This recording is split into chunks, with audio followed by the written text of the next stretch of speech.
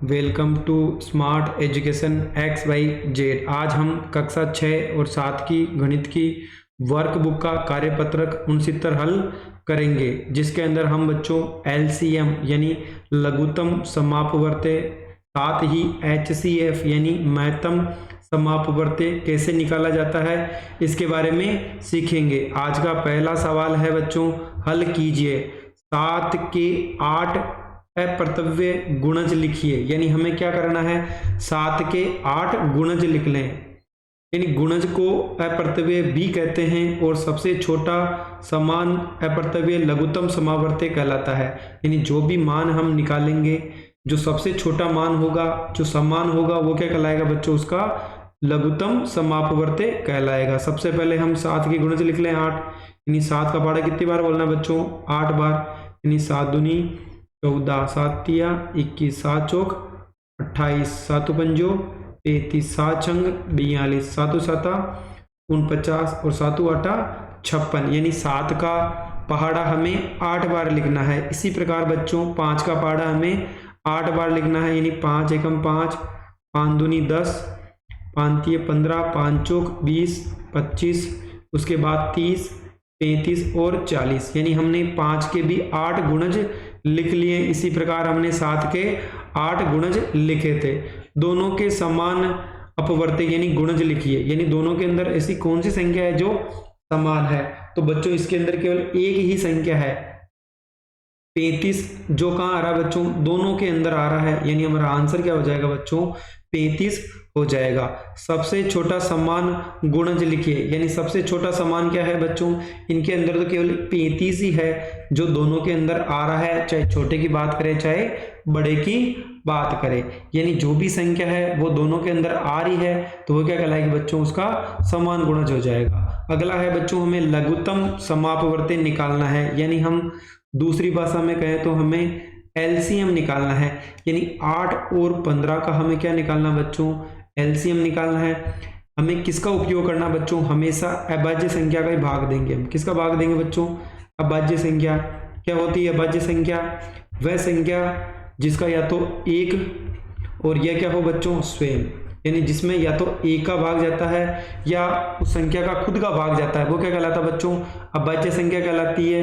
कौन कौन सी होती है, 2, 3, 5, 7, 11, 13। ये कौन सी संख्या बच्चों, अभाज्य संख्या है। इसलिए हम इनको क्या बोलते हैं, अभाज्य गुणनखंड भी बोलते हैं। लेकिन हमारे पास जब दो संख्या हो, यानी कोमा लगा के 2 या 2 से अधिक संख्या हो, तो हम उसको क्या बोलते हैं बच्चों, एलसीएम। और हमारे पास अगर एक ही संख्या हो, जैसे मान लो हमारे पास कितना है बच्चों, 24 है, एक ही संख्या है, यानी कोमा के द्वारा और संख्या नहीं लिखी गई है, तो हम उसको अभाज्य गुणनखंड बोलते हैं। जब एक से ज्यादा संख्या हो तो हम उसको एलसीएम और एचसीएफ निकालते हैं। जैसे 2 का भाग देंगे कितनी बार जाएगा बच्चों, 12 बार। फिर 2 का भाग कितनी बार जाएगा, 6 बार।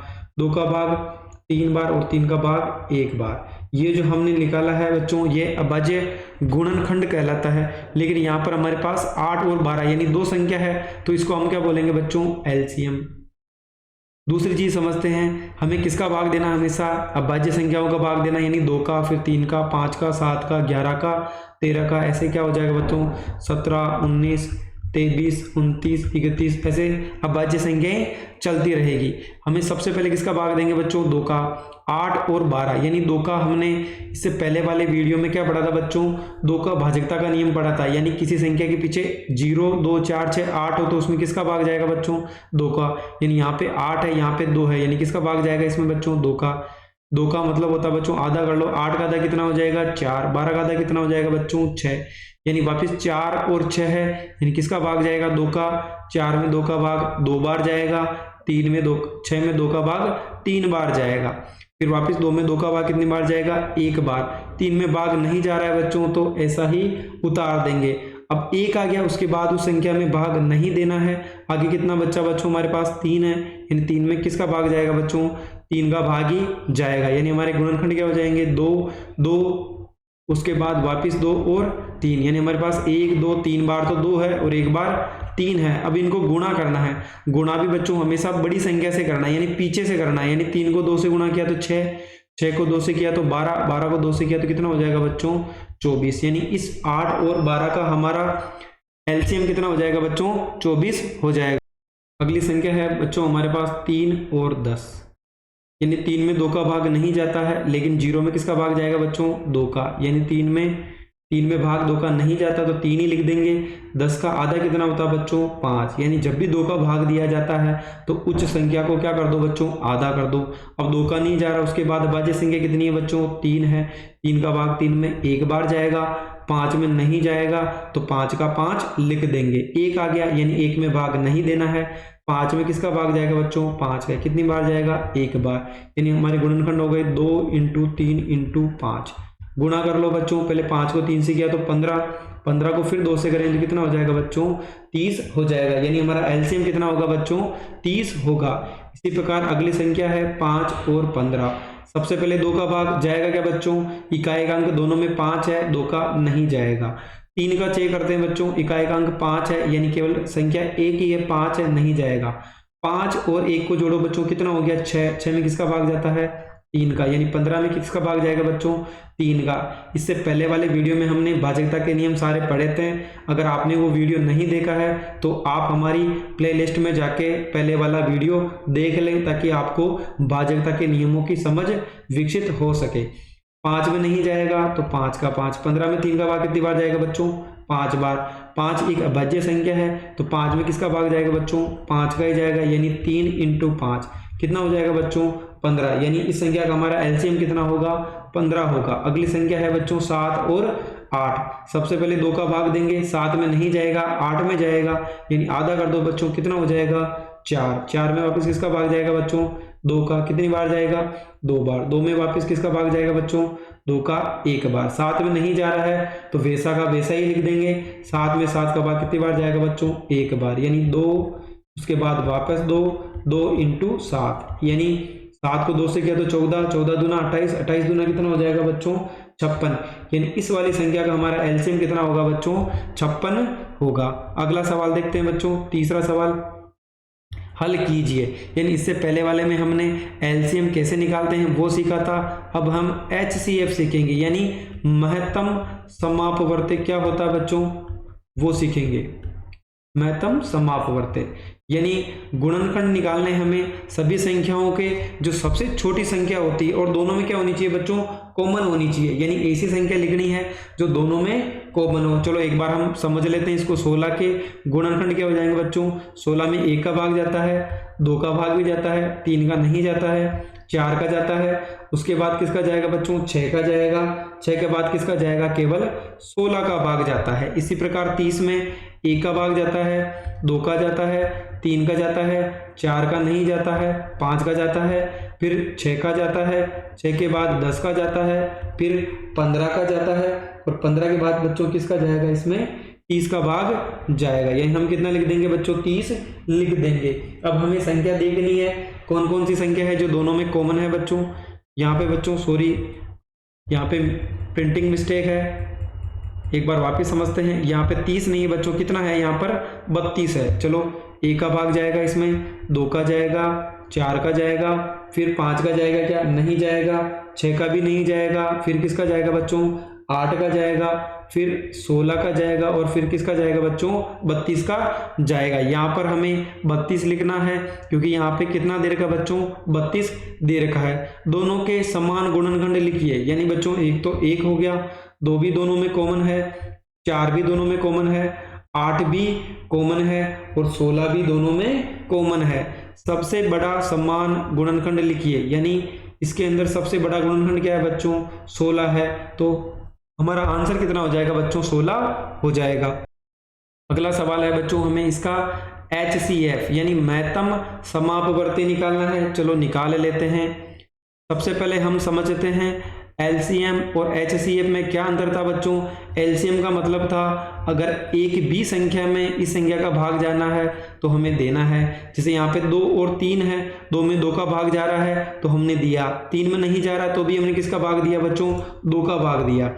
HCF का मतलब हो गया ऐसी संख्या का भाग देना है जिसमें 64 भी आता हो और 120 भी आता हो, यानी ऐसी संख्या लेनी है जिसमें 64 में भी भाग जा रहा हो उसका और 120 में भी जा रहा हो। इकाई का अंक इसके अंदर 4 है, इसके अंदर 0 है, यानी दोनों में किसका भाग जाएगा बच्चों, 2 का भाग जाएगा, यानी आधा कर लो, 6 का आधा 3, 4 का आधा कितना हो जाएगा बच्चों 2, 1 का आधा नहीं कर सकते तो 12 का आधा कर दो, कितना हो जाएगा बच्चों 6 और 0 का 0। वापिस इकाई का अंक 2 और 0 है, यानी दोनों में किसका भाग जाएगा 2 का आधा कर लो, 32 का आधा कितना हो जाएगा बच्चों 16, 6 का आधा 3 और 0 का 0। वापिस इकाई का अंक 6 और 0 है, यानी 2 का भाग जाएगा, इसका आधा कितना हो गया 8, 30 का आधा कितना हो गया बच्चों 15। अब 8 और 15 दोनों ऐसी संख्या है, एक तो सम है और एक विषम है, यानी दोनों में ऐसा कोई भी गुणज नहीं है जिसका समान रूप से भाग जाता हो, यानी दोनों में किसी भी संख्या का भाग नहीं जाएगा, यानी हमारे गुणनखंड क्या हो जाएंगे 2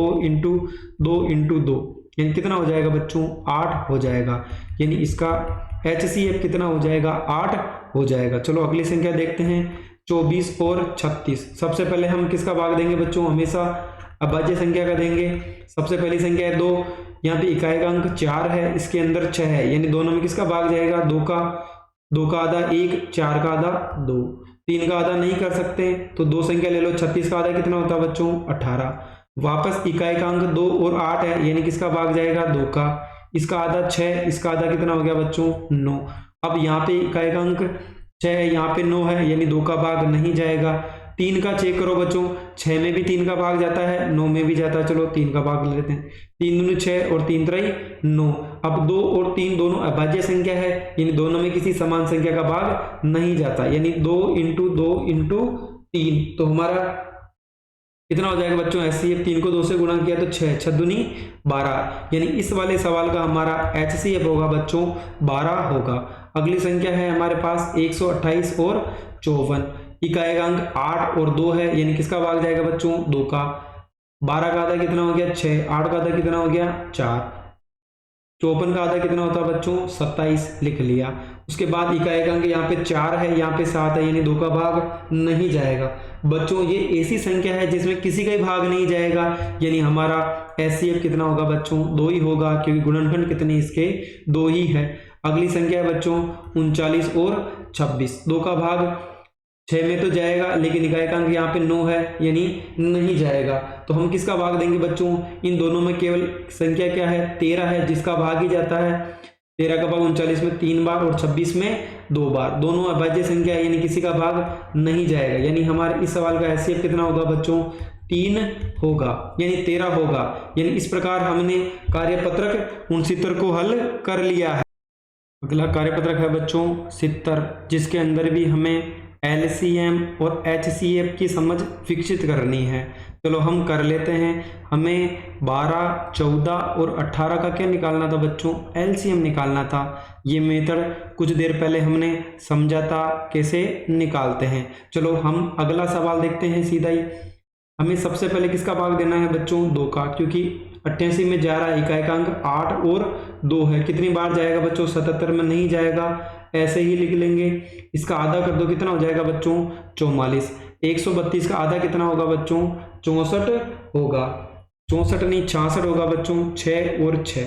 वापस इकाई का अंक 4 और 3 है, यानी 2 का भाग जाएगा, 77 में नहीं जाएगा, तो ऐसा ही लिख देंगे। इसका आधा 2 और 2, 6 6 का आधा कितना होता है बच्चों 3 और 3, यानी 22 में 2 का भाग दो, कितनी बार जाएगा बच्चों 11 बार, 33 में नहीं जाएगा, यानी 2 हो गया। उसके बाद हमें किसका भाग देना है बच्चों 3 का भाग देना है। जा रहा है क्या बच्चों, हाँ 33 में 3 का भाग जाता है, 77 में नहीं जाता, ऐसे ही लिख देंगे। 11 में नहीं जाता, ऐसे ही लिख देंगे। 33 में कितनी बार जाएगा 11 बार। उसके बाद 7 का भाग 77 में जाएगा, कितनी बार 11 बार। इन दोनों में नहीं जा रहा तो ऐसे ही लिख लो। लास्ट में 11 का भाग जाएगा, क्योंकि 11 कौन सी संख्या बच्चों अभाज्य संख्या, यानी 2 2 2 3 इंटू 7 इंटू 11 है।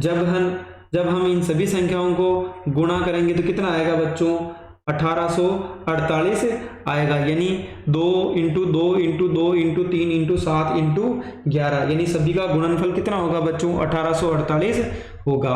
वापिस 2 का भाग देंगे, 24 का आधा कितना हो गया बच्चों 12, 30 का आधा कितना हो गया 15, 18 का आधा कितना हो गया 9। वापिस 12 में 2 का भाग जाएगा, कितनी बार 6 बार। 15 में नहीं जाएगा, ऐसे ही रहने देंगे। 9 में नहीं जाएगा, ऐसे ही रहने दो। अब 3 का भाग देंगे, 6 में जाएगा 2 बार, 15 में 5 बार और 9 में 3 बार जाएगा। बच्चों अभी तो 2 का भाग और जाएगा, चलो दे लेते हैं पहले। 6 में 3 बार, 15 में नहीं जाएगा, 9 में भी नहीं जाएगा। अब 3 का भाग जाएगा, इसमें 1 बार जाएगा, 15 में 5 बार और 9 में 3 बार। उसके बाद 3 का भाग देंगे, 5 में नहीं जाता लेकिन 3 में 1 बार जाएगा। अब केवल 5 ही बचा, यानी 5 में 5 का भाग कितनी बार जाएगा बच्चों? 1 बार जाएगा। चलो अब हम इसके गुणनखंड लिख लेते हैं। कितनी बार है 2 बच्चों? 2 इंटू 2 इंटू 2, 2 3 बार है, 3 2 बार है और 5 1 बार। बच्चों अगर हम इन सभी को गुणा करेंगे तो हमारे पास आएगा 360। जब भी गुणा करना है हमें पीछे से करना है, यानी 5 से गुणा करना स्टार्ट करना है। अगला सवाल है बच्चों, वापस इकाई का अंक 0 और 0 है, यानी 2 का भाग जाएगा।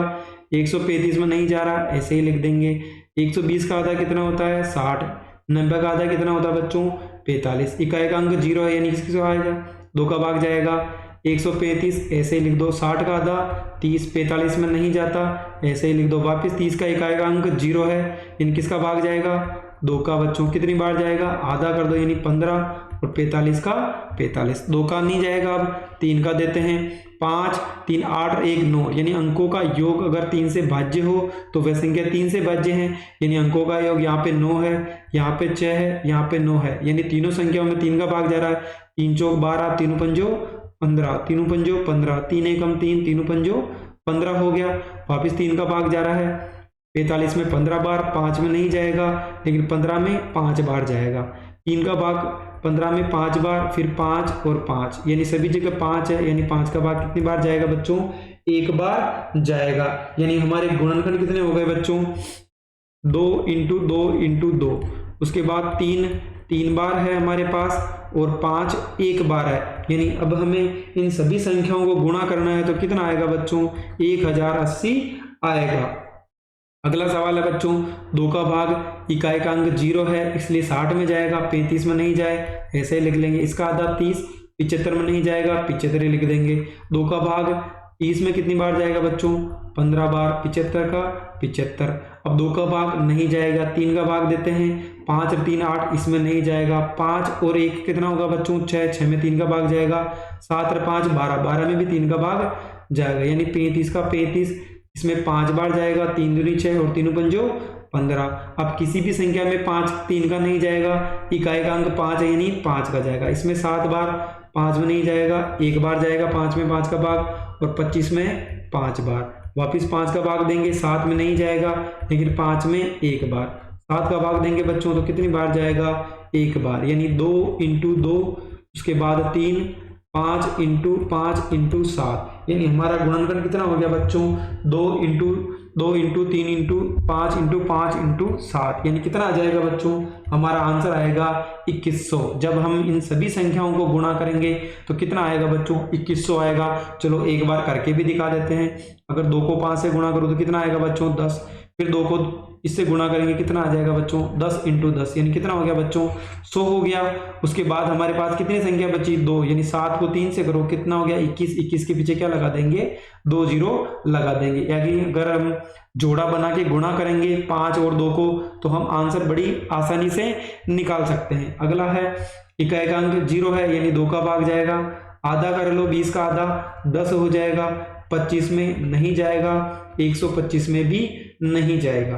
3 का भाग वापिस बच्चों 0 है, 2 का भाग जाएगा 5 बार।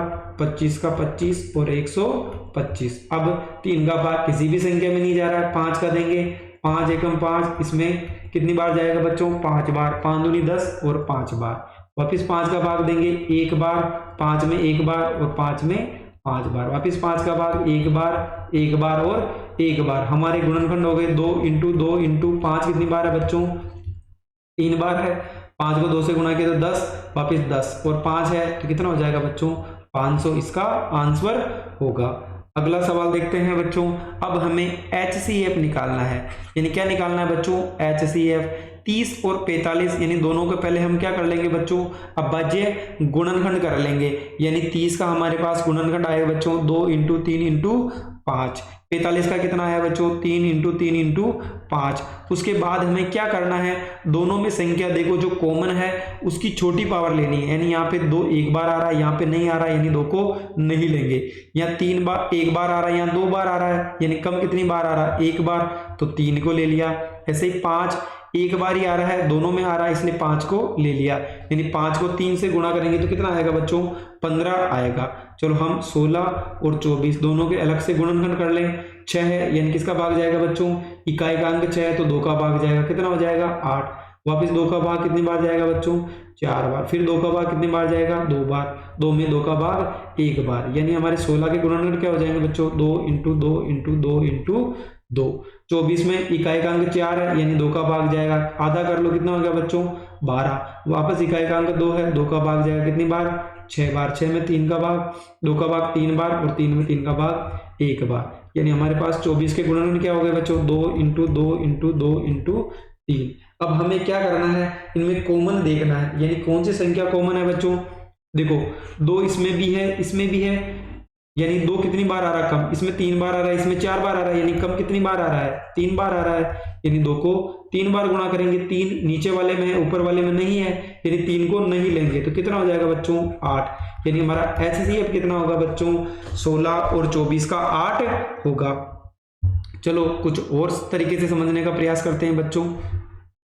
चलो बच्चों अगला सवाल करते हैं। 42, 49 और 63 है, तीनों के हम पहले अभाज्य गुणनखंड निकाल लें, यानी इकाई का अंक 2 है बच्चों, 2 का भाग जाएगा, आधा कर लो कितना हो जाएगा बच्चों 42 का आधा 21। अब 2 और 1 3 है, यानी 3 का भाग जाएगा 7 बार, 7 में 7 का भाग 1 बार, यानी हमारे 42 के गुणनखंड क्या हो जाएंगे बच्चों 2 इंटू 3 इंटू 7 हो जाएगा। 49 में केवल 7 का भाग ही जाता है 7 बार, यानी 7 में 7 का भाग 1 बार, यानी हमारे 49 के गुणनखंड क्या हो जाएंगे बच्चों 7 इंटू 7 हो जाएंगे। अगली संख्या देखो बच्चों 63 है, यानी 3 का भाग जाएगा 21 बार, फिर 3 का भाग 7 बार, 7 में 7 का भाग 1 बार, यानी हमारा 63 का गुणनखंड क्या हो जाएगा बच्चों 3 इंटू 3 इंटू 7 हो जाएगा। 2 इसमें है, दोनों में नहीं है, छोड़ दो। 3 इसमें है, बीच वाले में नहीं है, नीचे वाले में भी है, छोड़ दो। केवल 7 ऐसी संख्या है जो बच्चों तीनों में आ रही है, तो हमारा HCF कितना होगा बच्चों 7 ही होगा, यानी 7 इन दोनों में 1 बार आ रहा है, इसमें 2 बार आ रहा है, यानी कम कितनी बार आ रहा है 1 बार, यानी हमारा HCF कितना होगा बच्चों 7 होगा। अगला सवाल है बच्चों जिसके अंदर हमें 40, 72 और 36 के क्या करने हैं अभाज्य गुणनखंड करने हैं। चलो कर लेते हैं। 2 का भाग 40 में 20 बार जाएगा, इकाई का अंक 0 है, यानी 2 का भाग 10 बार, वापिस इकाई का अंक 0 है, यानी 2 का भाग 5 बार और 5 में 5 का भाग 1 बार जाएगा, यानी यहीं पे लिख लेते हैं बच्चों हमारे पास 40 के गुणनखंड क्या हो गए 2 इंटू 2 इंटू 2 इंटू 5 हो गए। 72 के निकालो, इकाई का अंक 2 है, 2 का भाग जाएगा, 72 का आधा कितना था बच्चों 36, वापिस इकाई का अंक 6 है, 2 का भाग जाएगा, आधा कर लो कितना हो जाएगा बच्चों 18, वापिस इकाई का अंक 8 है, 2 का भाग जाएगा, आधा कर लो कितना हो गया 9, 9 में 3 का भाग 3 बार जाता है, 3 में 3 का भाग 1 बार जाता है, यानी 72 के गुणनखंड क्या हो गए 2 इंटू 2 इंटू 2 3 इंटू 3 हो गए। 36 इकाई का अंक 6 है, 2 का भाग जाएगा, कितनी बार जाएगा बच्चों 18 बार, इकाई का अंक 8 है, 2 का भाग 2 कितनी बार 9 बार, 9 में 3 का भाग 3 बार और 1 बार हो गया, यानी 36 के गुणनखंड क्या हो गए बच्चों 2 इंटू 2 इंटू 3 इंटू 3, यानी इनका HCF निकालो। 2 देखो बच्चों यहाँ पे भी है 3 बार आ रहा है, यहाँ पे 3 बार, यहाँ पर 2 बार, यानी तीनों में कॉमन है, कम कितनी बार आ रहा है 2 बार, यानी 2 बार आ रहा है। 3 ऊपर वाले में नहीं है, दोनों में है, छोड़ देंगे।